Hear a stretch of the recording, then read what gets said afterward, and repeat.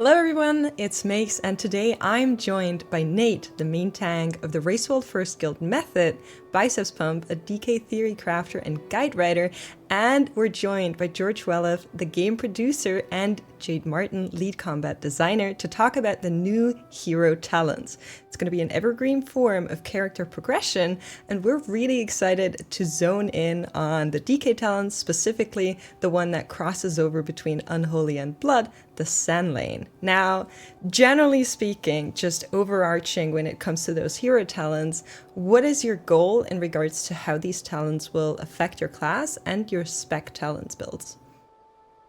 Yeah, so really the goal of these is to make your class and spec make what you are, but more. You should feel like you're playing your spec fundamentally, but with a twist. If you're playing Affliction Warlock, you're still going to be managing dots. None of that's really going to change with hero talent trees. Some of these may give you more rotational changes, or even swap out your rotational abilities, like Vampiric for Sand Lane. Some may give you new buttons, like Holy Armaments for Lightsmith. That being said, we're also trying to be conscious of complexity here. We want hero talents to add fun and new opportunities without creating burdens on your rotation and things like that. Uh, on the flip side, there's also 39 of these. There's a lot of these. So the gameplay changes in the amount that they change your rotation will be varied. Some will be more impactful than others, but all of them should feel like you're basically empowering your base class and spec. Awesome. Now, for the DK class fantasy, I feel like there is a lot of like summoning ghouls and undeads and allies, and even like the Frostworm for Frost DK. Can we look forward to maybe more talents tapping into that design and providing new allies to us, like Blood Beasts, for example?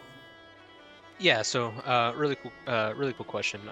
Yeah, when I think of DK, like some of my favorite things are actually, summoning things. I think we look at the season 3 bonus for Unholy, which allows you to summon an additional Magus of the Dead, right? It gives you this really Commander of the Dead feel.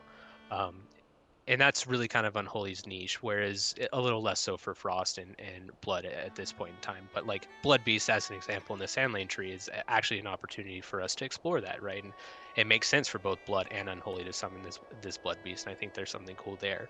If we're talking like baseline core abilities that we could see injected into the talent trees, I don't think we have any plans currently, but it is something we've actively talked about, especially for Unholy. Maybe there are some cool things we could do there to inject some of that flavor. Um, but at the moment, don't have too much to talk about there. Okay. We are really conscious of how much space these take up in the play space, so where appropriate, yeah, absolutely. But at the same time, it's a limited resource. All right. Well, some unholy specific questions now, if you don't mind. The infliction of sorrow talent in the tree builds on the disease aspect unholy. Is the disease unholy something you're looking to expand on in the next expansion? Yeah, so in the war, good question. So like in Dragonflight, we kind of saw a little bit more incorporation into the unholy DK with diseases with plague bringer, morbidity. We saw virulent super strain come back as well, and so we saw a little bit, but those are kind of mostly passive, right? Like in the grand scheme of things, they don't interact too much. Infliction of Sorrow was a real cool opportunity for us to kind of inject a little bit of shadow fantasy into the Sand Lane tree and give you a little bit more interaction with diseases. When we talk about Unholy's kit, I actually think they do a really good job with like the Commander of the Dead, like summoning ghouls and gargoyle and things like that, and bringing an army to your arsenal. And diseases kind of fallen to the wayside a little bit. For me, at least, that's definitely something on top of mind, and I want to maybe see if there's something we can do to explore further expanding that. And actually, Infliction of Sorrow really kind of the first step towards that as well. Okay, so as a bit of a follow-up question, are you looking for more interactivity with diseases specifically? I think like similar to the last question, we're applicable when we can inject some of that into the actual spec tree itself. I think that would be nice. Like I think there's room for it in Unholy. I think Sand Lane is like again a step in that direction where we'll see that. I'm interested to hear feedback or we're interested to hear the feedback from the community on how that feels to play around. Okay, thank you. A very quick one after this one here. Will Vampiric Strike also trigger off Epidemic? Yeah, I don't think we specifically called it out in the tooltip. That's generally just because things tend to be conditionalized. I'm 90% sure internally, because we're already playtesting these, I'm 90% sure it is triggering off of epidemic. If it's not, it's definitely the intent that it would. We're especially in Dragonflight, I think we've seen that the focus shift where anything that triggers Death Coil will also trigger off of epidemic, because being forced to have something that only triggers off your single target and not your AoE kind of feels bad. And so we've tried to be better about that. Hopefully that's shown through, and I think we should expect the same within the Sand Lane tree. Okay, thank you. Potentially a bit tricky question here. So, given the strong feedback loop between Scourge Strike and Death Call coming from this hero talent tree, are you worried that other parts of the rotation are going to get a bit pushed out? I'm very much aware that currently Wounds kind of doesn't really do a lot of a single target. Do you worry that kind of we're going to end up not actually dealing with those at all? Yeah, George, you want to take this one? No, I'm just kidding. I won't give that to you. No. This is actually a really good question, and definitely something really cognizant of. Generally speaking, I think George actually did touch upon this a little bit, where baseline, we don't want to interrupt your co-rotation with hero talent trees. They're really meant there to enhance them more so than anything, maybe inject a little bit of flavorful gameplay, but like completely blowing something out is not ideal, right? And you touched on wounds. Festering Strike is a delivery of those wounds as well, and even Outbreak is very close to being pushed out of the single target rotation. It's like a really fine balancing act at the moment. So that is something that we're very cognizant of. When we're looking at hero talent trees, if we start to identify these things further and they actually becoming problematic, those are things that we want to try and fix baseline, right? Like Festering Strike should feel like something you want to press. Outbreak is something you want to press. I think Infliction of Sorrow it incorporates Outbreak actually a little bit more because of the Virulent Plague application that it gives, and how you interact with that with your Vampiric Strike. Like outside of the Gift of the Sand Lane, when you when you Vampiric Strike, it will consume it, right? And when it consumes it, you're going to want to actually apply your Outbreak. That seems like a good, outside of Dark Transformation, that seems like a good baseline of the interaction we would expect from these hero talent trees, where outside of your 45-second cooldowns, it's actually okay for you to, consume it with Vampiric Strike and then apply Outbreak. Like, it's not going to interrupt your rotation too much. You just have to think a little bit more about what you want to do, right? And so I think that's a fine line to walk. Where it does become a little bit problematic, and I'm sorry, I realize this is a very long-winded answer at this point, but where it does become a little bit problematic is when you're inside your Vampiric Blood or your Dark Transformation, where every single button press you do is probably going to want to consume. You want to use your rune consumption to trigger Infliction of Sorrow, right, to get that extra damage and the extension on the disease. That is good feedback. That's something we're going to want to look at internally. And good feedback from you, like if that feels like that is happening too frequently, and like it's just blowing out like your care for Frustrating Wounds or doing any other, Mirror Rend or anything of those sorts, let us know. Like there's probably some elegant solves we can do there to make sure. And in fact, like Infliction of Sorrow previously it didn't even have that second kicker where it actually consumed inside of Dark Transformation, actually consumed your disease, and that felt even worse because you were like constantly just going back and forth, disease consumed, disease consumed, disease consumed, and that just felt bad, right? So we did make a couple of changes there to make sure that it didn't feel super bad, but it's definitely riding that line and something we're cognizant of. All right, well, thank you very much for a detailed answer. Just a potential clarification here. So, how will the duration of Essence of the Blood Queen work? It implies that refreshing it will actually not add to the duration. Is that true? Is the only way of actually increasing duration to leverage the other talent? Something we're noticing with these tooltips is that sometimes the amount of information isn't enough. So regarding Essence of Blood Queen, currently the duration of Essence does refresh when you use VB or Dark Transformation. You're guaranteed very high uptime. The intention of the Inside Terror talent is to give you a little bit more breathing room outside of these windows. But honestly, there might be room for like a cap just to make it more palatable, and it's probably something we should consider because caps really help for us on our end to make sure that we're hitting our tuning expectations. In general, just to like expand on that a little bit, both Unholy and Blood kind of have a lot to manage in terms of buffs and debuffs. So like the intention here wasn't to make like another Festermite or anything like that where you're feeling tracking. Right. This should feel relatively smooth as you're playing through it, and something that, when you don't have Dark Transformation up, when you have the guaranteed Vampiric Strike to get your Essence of the Blood Queen stacked up and continuously rolling, you kind of have a little bit of breathing room, as George mentioned, to make sure that it's lasting long enough between the next proc. Thank you. Now, you both already touched on it just a little bit. There's obviously a lot of new choices coming our way, and while most of the choice nodes we are seeing in the new hero talent trees are passives, is there any word on how we're combating potential like talent convolution or like buff convolution, as you're already saying for like blood or unholy here?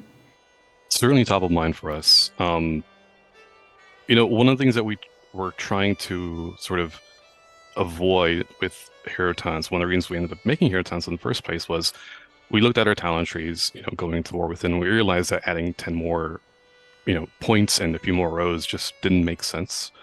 We're really happy with how they're currently playing. We don't really feel like it's worth it to sort of upset that balance.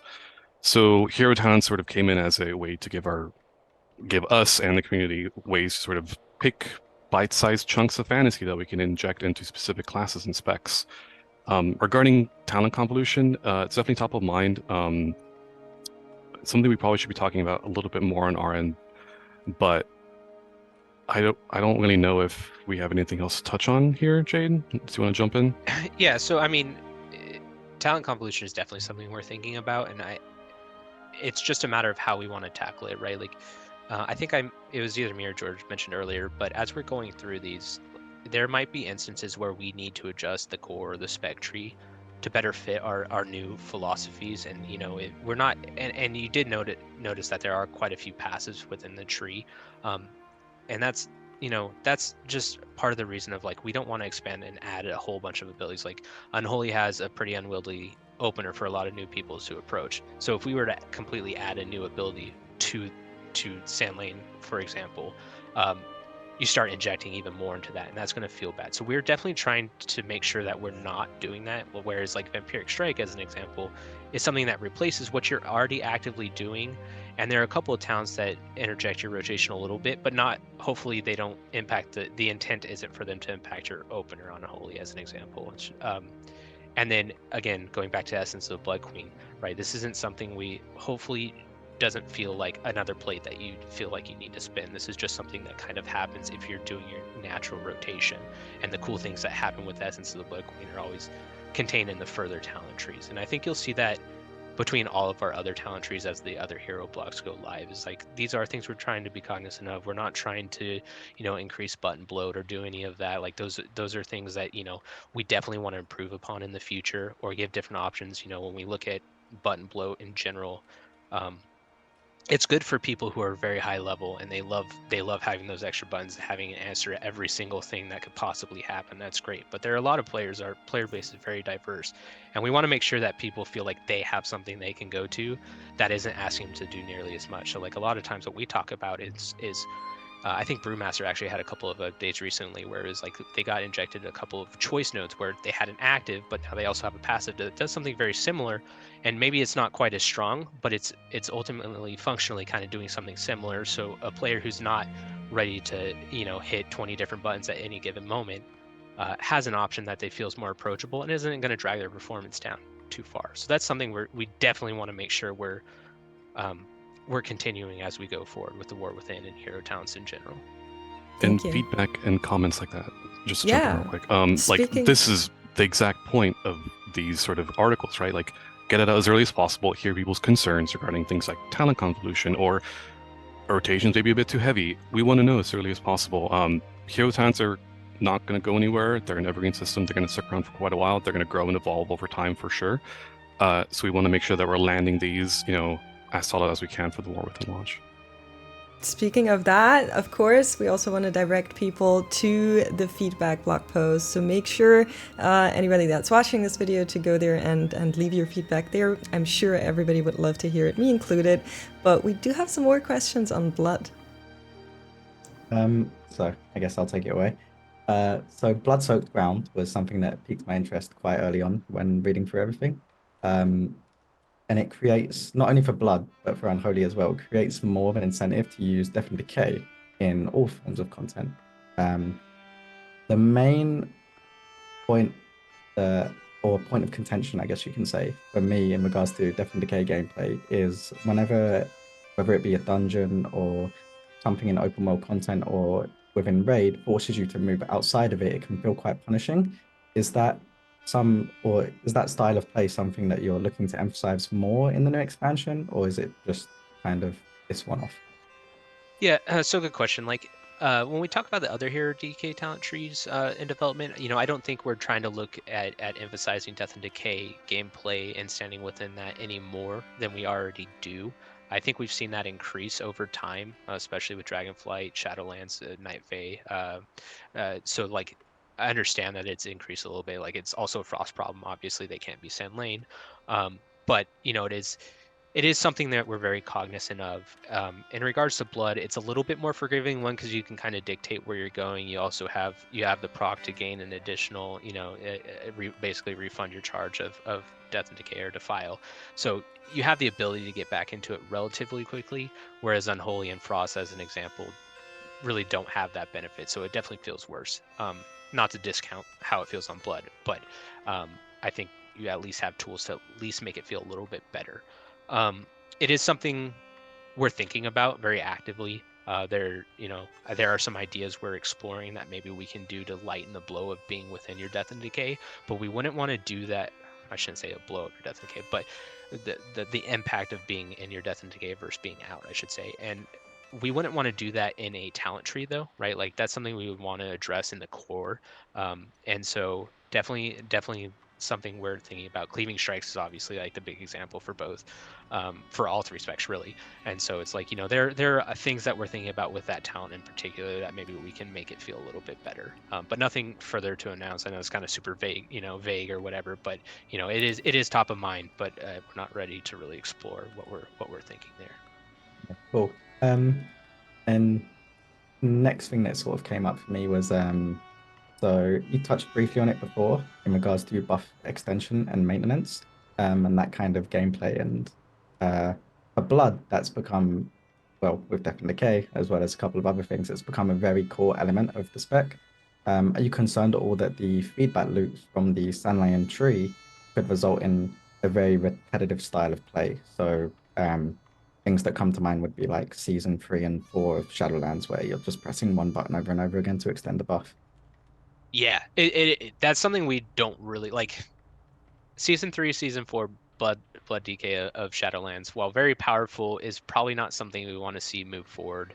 In fact, there was like very early in Dragonflight beta, that was a style that was coming back. The community was very vocal in that feedback of not necessarily wanting to see that carry forward, and we pulled back on that, right? And why feedback is so important, getting these things in front of people and hearing this again, is definitely important to us. And so if we feel like the buff extension and the maintenance gameplay here of what Sandlane is asking you to do is just spam Heartstrike over and over again to make sure that this is 100% uptime, we're probably missing the mark there. That's definitely not the intention of, say, Insight Terror, which is what the extension for Essence of the Blood Queen is. That's not the intention. I think that is probably a very good reason for this to actually have a cap on it, so that maybe it's like you hit Heartstrike 4 times and that's enough within the window, and you're not going to get any more extension. The nice thing about that is, if we do put a cap on it, we can actually make the extension quite a bit meatier, right? It could be, let's say 3 seconds instead of a half second, so you actually feel it more than you would otherwise. And generally probably just makes for a better talent. So that's something I'll bring back to the team and talk about when we're talking about this type of Insight Terror. I think that would be a good change. And again, by having these talks and having these feedbacks and these blogs going out early is going to be very important for us. Of course. And then just for the last point for myself, would be the Sandlion capstone. So Gift of the Sandlion. It incentivizes blood decay, well, in particular, to use vampiric blood as an offensive cooldown. Is that a trend that we can expect to continue, or is that again just a one-off? Before I jump in, what do you think of that? Oh, You like what that? I think of that. Yeah. But yeah, so personally, I enjoy that style of gameplay. But I do know a portion of the player base does not. And the first thing that comes to mind for myself would be Shadowlands. With gonna drift away from DK a tiny bit. would be Vengeance Demon Hunter with their Venfear Covenant ability, if you remember that at all. It made them use Metamorphosis offensively rather than as a defensive cooldown, and that could feel pretty frustrating. So hopefully, with Vampiric Blood being such a low cooldown, it shouldn't really create too much of a negative effect. Because we've already had it in season 2 of Dragonflight, where the tier set incentivized that as well. But using big cooldowns offensively instead of defensively, I can see why it would be frustrating for some. Yeah. First of all, thank you for that feedback. Really appreciate it. And certainly agree that it's a bit contentious, tying a defensive cooldown to an offensive talent. We've explored, things like this in the past, like you mentioned. We generally like it. But in the case of Sun Lane, there's room to tie it to something like Dancing Rune Weapon, which is defensive, but also has more offensive capabilities built into it. Certain things we talk about quite often. I think that's a really good point, actually, is tying it to a cooldown that's both offensive and defensive. It's a really good idea. Nice. Yeah, good idea, George. Great idea. I'll write it down. But I think like in terms of George, or we've kind of talked about it, but the impact and the actual cooldown of the ability plays a large role in what a defensive to a turning a defensive cooldown into an offensive cooldown. What the actual impact of that talent is, what the actual cooldown of it is, if we're asking too much, right? Like Vampiric Blood, you can get down with relatively low depending on how you're speccing out, right? So it probably is okay in that regard, but maybe it's not. Maybe at that, maybe Dancing Rune Weapon, but maybe that locks you into a talent build, right? And that just feels maybe a little too bad. So maybe Dancing Rune Weapon is a better driver for that. So good idea, George. We'll take it back to the team. Awesome. Thank you guys so much. We do have one more kind of cheeky question to round this interview out. Now, of course, we talked mostly about the Sand Lane, but we do know the names of the 2 other hero talents already. Rider of the Apocalypse and Deathbringer just sound really badass, to be honest. Is there anything you can tell us about those? Yeah, their names are super badass. The great names. Yeah. We don't have a lot to share right now. Those ones are actually still pretty early in development, but our goal is to actually have the majority of our hero talents in for the first public testing of these. And we're planning to also do more hero blogs in the future as well. So hopefully players will, if you don't get a chance to play it as early as others, you'll at least be able to look at the blogs and get a rough sense of what they're going to do. But yeah, we're excited about those ones too. Rider's my personal favorite, so I'm looking forward to seeing what people think of that. Yeah, no spoilers either, but I'm really excited for Rider Apocalypse. Wow, now I want to know it even more. Great job, both of you. Thank you so much for taking the time to talk to us. I, for one, love when we get the chance to talk to devs, when we get those kind of blog posts, we get that information. I think it's really valuable to a lot of players and kind of shows us that you want to hear what we have to say and what we think on stuff. So shout out for doing that, and thank you for taking the time to talk to us. I don't know if Biceps or Nate want to add anything else. I think it's very valuable to hear your point of view to direct feedback in a better way, because if we have an idea what you're kind of trying to do, it's much easier for us to kind of give the feedback we feel has the most impact. Yeah, I mean, if we an important part is feedback through multiple different avenues, just making sure that as long as the feedback is out there, it's feedback that can be listened to by not only yourselves but multiple different people, and so therefore it's really important to just create that flow of information from us as the players towards you as the developers. Yeah, definitely. And we digest a bunch of mediums for different types of feedback, whether it's YouTube videos, George loves TikTok, written form feedback, Discords, anywhere we can actually get that feedback is important. Written tends to be easier for us to parse through, so that's generally our most preferred. But again, any type of feedback is good feedback. And just to sum it up, actually, the types of things we're looking for, if this is helpful at all, is we really want to know about how you feel about the fantasy of the tree. How well do the talents embody it, right? What are your thoughts on how the talents will play and the impact of their rotation? What is the impression of the talents and how it'll affect your different class and spec builds? And also names and visuals, that's a big part of hero talents and selling that fantasy. So knowing those types of things and how, if we're hitting the mark there, is really important to us. So any feedback is welcome. But those those 4 or 5 points right there is really what we're looking for and would be really helpful to us. Especially if something feels too heavy or too burdensome to your rotation, that's really good feedback to know. And honestly, since we're doing these so early, we are giving ourselves a wide avenue for changes. And honestly, I can't +1 you enough, Nate. Like, feedback is pivotal to development. We can't really make the game without everyone's feedback and contributions, things like that. And to Jade's point, yeah, if you make a TikTok about Sand Lane feedback, I will probably watch it. I got you. Thank you. Looking forward to it. Love me a good TikTok. Yep.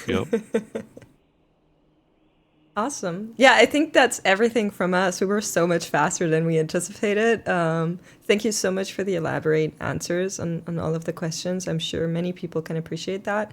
And also, thank you again to Biceps and Nate for joining. Love to have you guys both here. That's it, I think. Thanks for having us. It was a pleasure. Yeah, Thank thank you. you guys.